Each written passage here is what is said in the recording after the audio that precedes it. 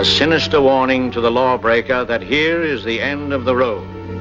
Here is where he must be separated from law-abiding society. The men inside these prison walls are learning their lesson all too well.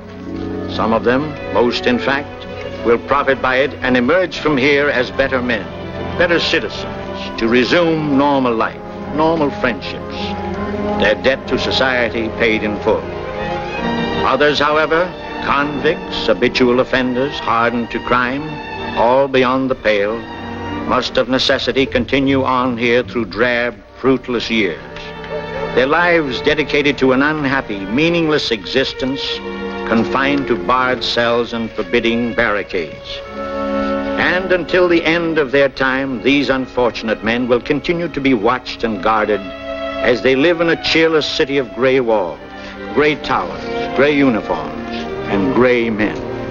As its warden, I'm charged with the care and discipline of approximately 1,000 men convicted of offenses against the state.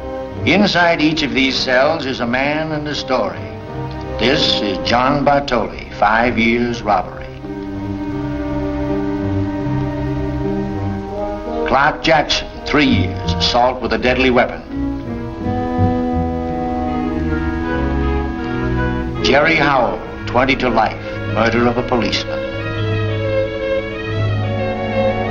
This man is Roger Manners. You may have seen his picture in your newspapers when his trial was front page news. He has spent 2 years of his life inside this prison. 2 years, 22 days, and 6 hours. It was a dreary day when Roger Manners saw the gates of the prison open. Gates that were to close and deprive him of a world of free men. And here he was to become familiar with the clang of pails against steel doors, the smell of disinfectant in the cell blocks, and mark the time of night by the cries of the watchman calling the hours.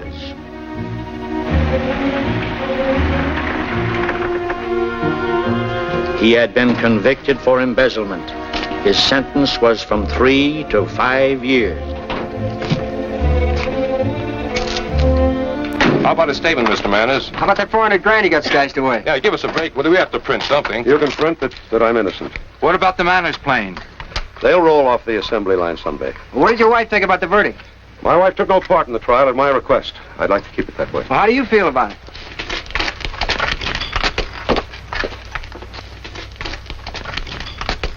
He's pretty slick. I'd spend a little vacation there myself. I could be sure I had 400 grand waiting for me. Incidentally, I'm a little bent. Which one of you guys can slip me a Fendo payday? Ooh.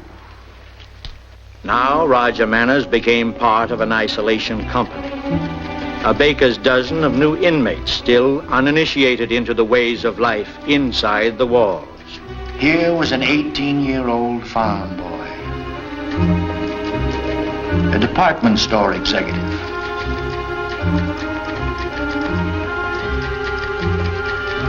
A drugstore clerk.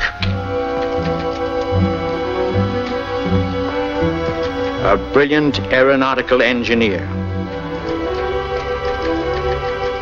A couple of suits of denim with cap to match would be his clothes from now on. A stenciled number on the back of his jacket would take the place of his name.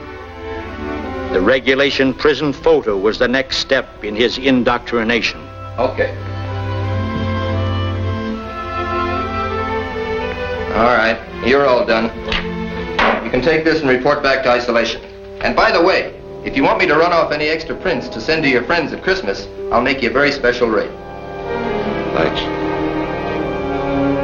And now Roger Manners was being led through an intricate system of forbidding steel doors. His outer transformation was complete. No longer was he president of the Manners Aircraft Corporation. Now just one more convict, number 114162.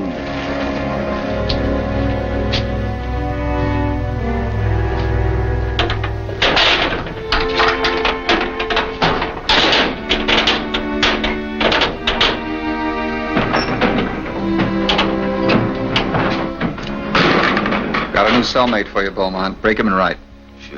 Sure thing. I'll tell him all there is to know. You better start telling yourself. What's the idea of your messed up bunk? Oh, I was just resting. I'll straighten it out. Yes, sir.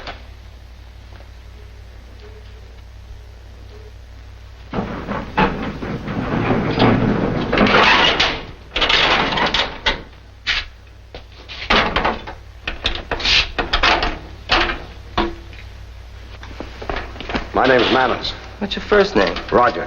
Roger. That's better. I'm Al Beaumont. My friends call me Kid. All right, kid. First offense? Yeah. I thought so. Where'd you get be in worse places? What'd they get you for? Let's not talk about it. There ain't nothing else to talk about. If I was guessing, I'd say grand larceny. No, you're wrong. I was guilty of embezzlement. Say, that's a pretty big word. What's it mean? I'm supposed to have illegally appropriated $400,000. Well, that's a lot of dough, brother. You're really big time. How'd you do it? I'm sorry, I can't tell you the secret because I'm not guilty. Oh, so they gave you a bum rap, huh? Yeah, that's right. I know, Roger. Everyone here got a bum rap or was framed. Even me. Now, do you think I shot that cashier in Des Moines? Nah. My fingerprints was planted on the gun. Only nobody believes me, see? And there ain't nobody gonna believe you. You know why? Because it ain't true. You have it your way. Hey, kid. Are you there, kid? Yeah, Jim, what do you want? Can you keep a secret? Sure. What's it now, Jim? Tomorrow. I got it all worked out. Tomorrow. Fine. Wish you luck. That was Jailbreak Jimmy. Crazy as a coot. Always he's breaking out tomorrow. That the girlfriend? It's my wife. Pretty nice dish. Had you better make up that bunk of yours? Oh, Roger. Don't be talking like one of them trustees. Besides, I ain't cleaning it up. You are. I am. Yeah. Don't you know the rules? The new guy always takes care of the cell. Well, who made that rule? Me. Huh. Look, brother, it ain't good to be getting into trouble on your first day here. Okay, kid. Looks like you got yourself a new chambermaid.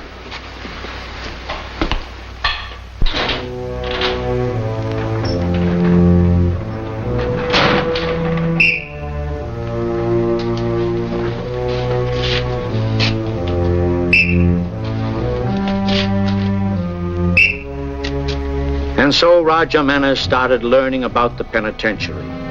He learned to get up at 5:30 in the morning and to be part of a line that started marching aimlessly, mechanically down the same corridors, up the same steps toward a day ahead that would be just like any other day. March, march, march. Always in prison file, always being watched, always being counted. The same routine, the same faces, the same hopelessness, the same futility. Nothing to look forward to except a tomorrow that would be no different from today. He learned to eat in the big mess hall. Nobody talked, nobody laughed.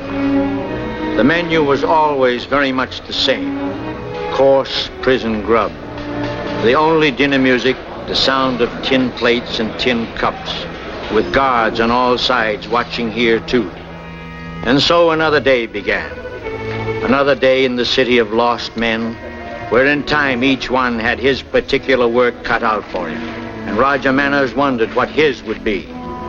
Maybe he'd be assigned to work on making license plates.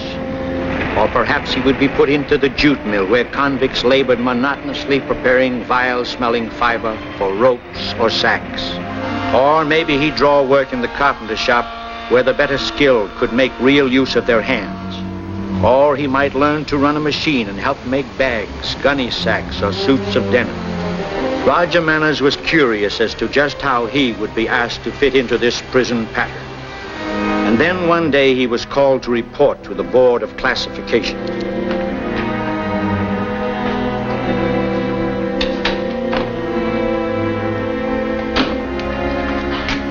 Kitchen job, huh?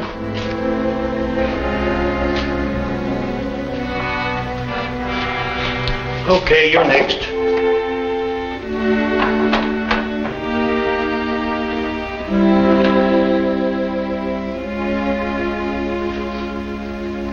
Let's have your card. Manners, Roger, 114162. College education, graduate engineer. Married, no children. Sit down, Manners. Thank you. How would you like to go to work? It isn't compulsory. It's a privilege. Oh, I'd appreciate the privilege, sir. This new water system we're installing seems like you could fit in there. Well, that sounds very interesting. With my engineering experience, I think probably that It's heavy labor. Well, I've done heavy labor before. Is he physically fit, Doctor? He's okay. Then have him report there for work. The officer out in the hall will tell you where to report. Thank you, sir.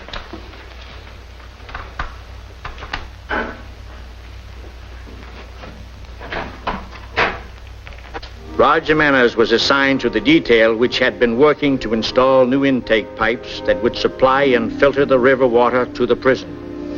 The work of repairing the prison water system, like any other job inside the penitentiary, offered prisoners an opportunity to earn money at the rate of 7 to 17 cents per hour and industrial good time applied against total sentence. 2 days per month's work. Gavin, Yeah, come out here. coming out. Roger Manners. Yeah, what do I do with him? He's an engineer assigned to your detail. Gavin will show you the ropes. Well, now, ain't you impressed having this fine gentleman working right along with mugs like us? What do you mean impressed? Why, he's Mr. Big Shot of stocks and bonds. Snitched 400 grand out of a pot when the rest of the boys wasn't looking. Can't hardly blame him for not wanting to have nothing to do with a small fry. How's the market today, old fellow? Should I sell my 20 shares of prison stock? I came here to work. What do you want me to do? Tell me where we can grab 400 grand. Oh, he don't share no secrets like that with us pikers. Anyway, he didn't steal no 400 grand. He just put it in his pocket. Oh, I see what you mean, kid. Can't understand how a fine, distinguished gentleman like him could be put in with a bunch of guys like us. Yeah, he might get bad ideas. Where you going? I was assigned here, but if you don't need me, I guess the guard can find another job. You got a pretty thin hide, Manners. Yeah, maybe. You got to learn to take more than just a little ride. I have. You have. You're going to learn to take a lot more than that while you're here. What's going on, Gavin? Oh, I was just showing Mr. Manners here the ropes, and he kind of just slipped and fell. Is that what happened? Sure, that's what happened. I'm asking Manners. Yeah, that's right. He was showing me the ropes.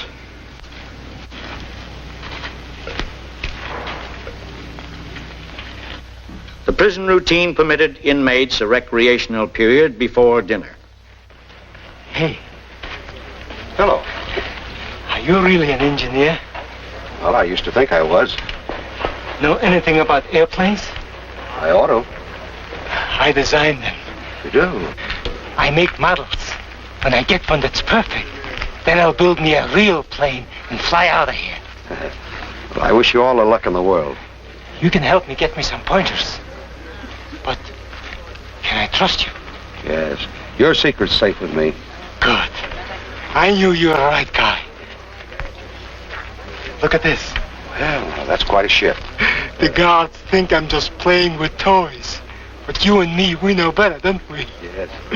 When I'm ready to make my getaway, I'm going to take off in this plane. Over that tower. Like this.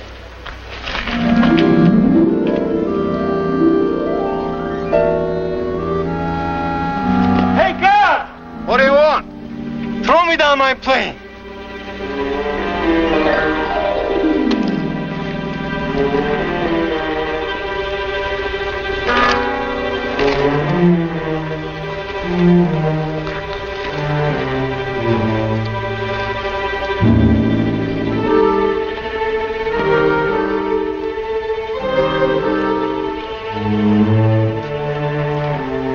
Look.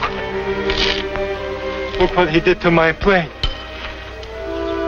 Before I get out of here, I'll get even with that guy.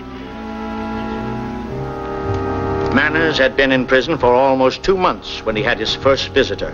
Richard Evans from the office of the state attorney. My job is to get him to talk, and it's not going to be easy. Well, I just sent for him. We'll see. You better start opening up and fast, because the boss is on my tail, and he expects me to produce a rabbit out of the hat.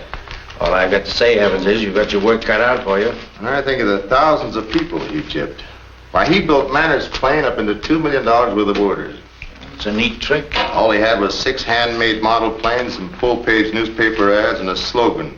The plane of tomorrow, the common man takes to the sky. Yes? Roger Manners. Send him in.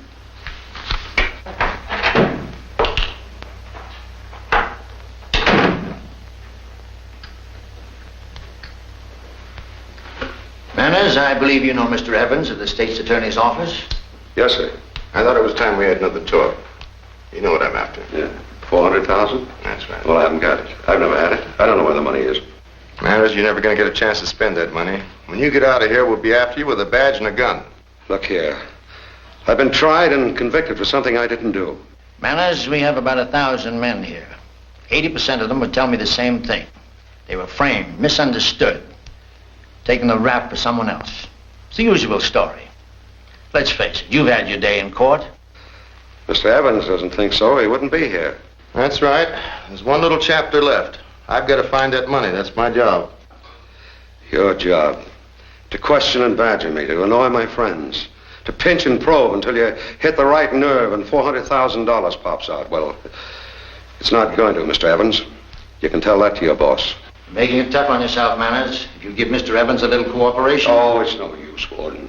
I'm no longer an innocent man fighting to save my skin. Now I'm a con, like everybody else here. And a con doesn't tell you a thing. That's all you've got to say? That's all it is. Now may I go, Warden? You can go.